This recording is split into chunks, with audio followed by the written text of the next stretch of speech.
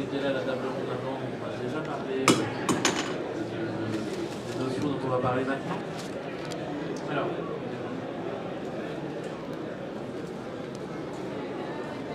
voilà, donc on va parler de cette table ronde de trou noir, de trou vert, alors d'énergie du vide, je crois que c'est plutôt sur l'énergie noire, vous voulez parler. Je vais vous présenter nos invités. Donc il y a Pierre Bordage, qui est un auteur, je ne présente pas, merci. Je vous laisse le faire. D'accord. Donc Jean-Michel Adny, qui est astrophysicien, et Laurent Jeunefort, qui est aussi auteur de science-fiction. Présenté aussi, d'accord. Non, mais je vais vous laisser, on va faire un tour de table. Voilà, donc, alors, trou noir, trou de verre, énergie du vide, énergie noire. J'aimerais bien peut-être qu'on définisse un peu ces notions scientifiques, qu'on définisse de quoi on parle, peut-être avant de commencer à en débattre. Donc, je vais passer la parole d'abord à Jean-Michel Adny pour qu'il nous en dise un petit peu plus sur ces notions et peut-être qu'il nous dise un petit peu où on en est de la recherche. En 5 minutes, ça va être un peu dur, mais en tout cas, peut-être nous en parler un petit peu.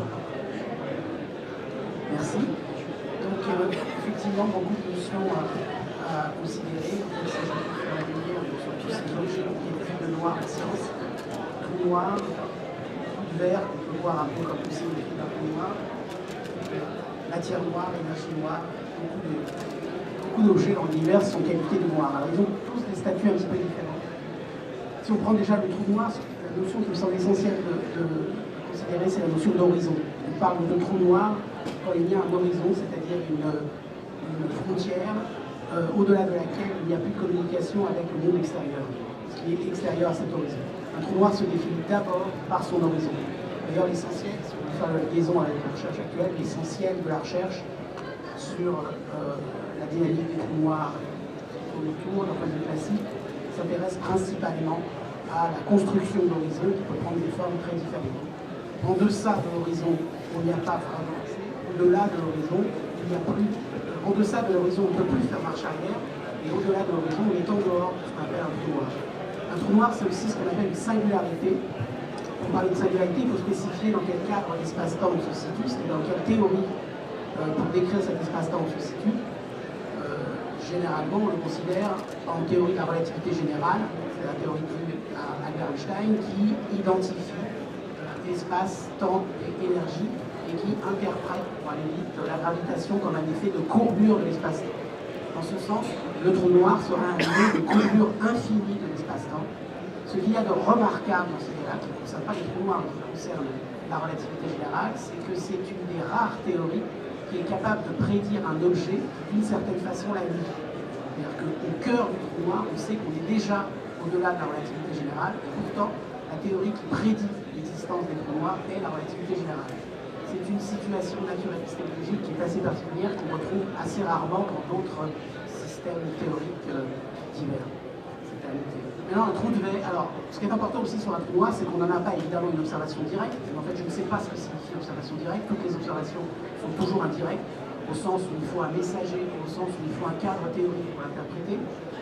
Mais il y a des observations indirectes, tout à fait convaincantes de l'existence de trous noirs, de plusieurs natures, par un en particulier, qui est le mouvement, par exemple, pour les trous noirs galactiques, par exemple, le mouvement des étoiles.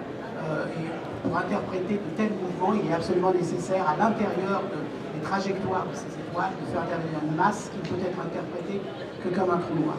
Il y a d'autres façons d'observer donc indirectement le trou noir, et là-dessus, il y a une bonne raison de penser qu'ils existent sous une forme diverse, en tout cas dans l'univers. Le trou de verre, au contraire, qui est une sorte de symétrique du trou noir, n'a qu'une existence purement théorique, même voire purement mathématique. Il est introduit historiquement par Einstein et Rosen, uniquement, même si la connaissance en science-fiction est très limitée. Il y a eu, je sais, quelques ouvrages de science-fiction qui, on parle, excusez-moi, de pont d'Einstein-Rosen, c'est-à-dire une zone de l'espace-temps qui relèverait de trous noirs et qui permettrait d'envisager des voyages dans l'espace-temps, un peu sur le mode de ce qu'on appellerait une courbe de genre temps fermé. On pourrait faire des voyages dans le passé et on se poserait alors, on aura peut-être l'occasion de revenir sur ces questions-là, les questions liées au principe de causalité, lorsqu'on fait des voyages dans le temps, etc. Ce que je voulais dire simplement, c'est que dans plusieurs références de science-fiction, on appelle le pont Einstein-Rosen, le pont Einstein-Rosen-Podolsky. En fait, Podolsky n'a rien à voir là-dedans. Et c'est en référence à d'autres choses. Le et Einstein-Rosen. Et donc un trou de verre, c'est simplement un peu ce qui pourrait se passer d'un point de vue mathématique au fond d'un trou noir.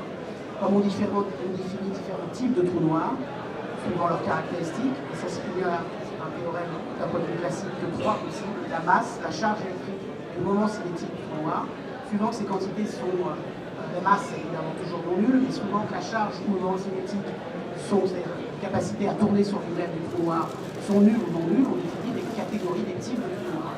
À chacun de ces types, il y a l'intérieur, le fond, l'ultime de ce trou noir qui devient un trou vert et qui permet, alors que le trou noir englobe la matière, qui permettrait de sortir, d'éjecter de la matière, et donc on aurait à nouveau plusieurs catégories de trous de verre, trous blancs, warmos, etc. Maintenant, en ce qui concerne la matière noire, et pour revenir sur ces notions, là je vais très rapidement.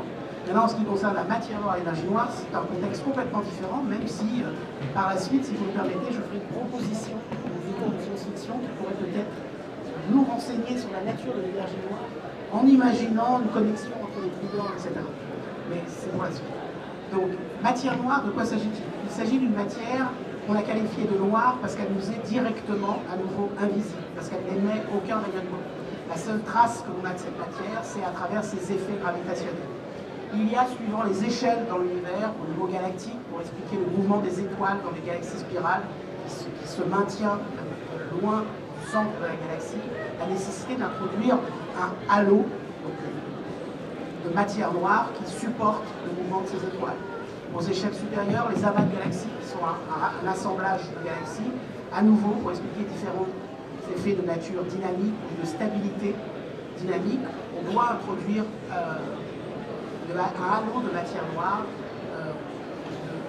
noire au niveau de l'amas de galaxies. À l'échelle de l'univers, pour expliquer par exemple que dans le laps de temps qui nous est donné dans l'histoire de l'univers, avec le niveau de fluctuation, on est capable de mesurer des inhomogénéités premières à l'origine de la formation des structures de l'univers, des galaxies, etc.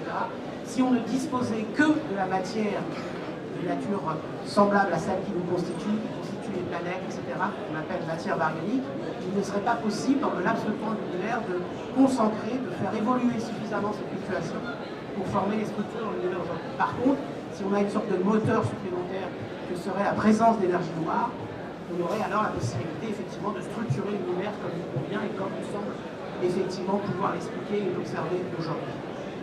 Cette quantité de matière noire représenterait typiquement 20 à 25% de toute l'énergie dans l'univers. Et enfin, il reste la part la plus mystérieuse peut-être, qui est ce que représente l'énergie noire. L'énergie noire, la motivation, elle est diverse, celle qu'on donne le plus souvent, et qui a valu d'ailleurs le prix Nobel récent physique en 2011, est liée à l'observation de l'accélération de l'expansion cosmique. On sait que notre univers, dans la théorie d'Einstein, c'est évidemment confirmé par les observations, est en expansion, c'est-à-dire que l'espace se dilate, le point dans l'espace s'éloigne au cours du temps, surtout aux échelles cosmologiques. Et on a observé que cette accélération, qu'on pensait être à vitesse réduite, non accélérée, était en fait accélérée.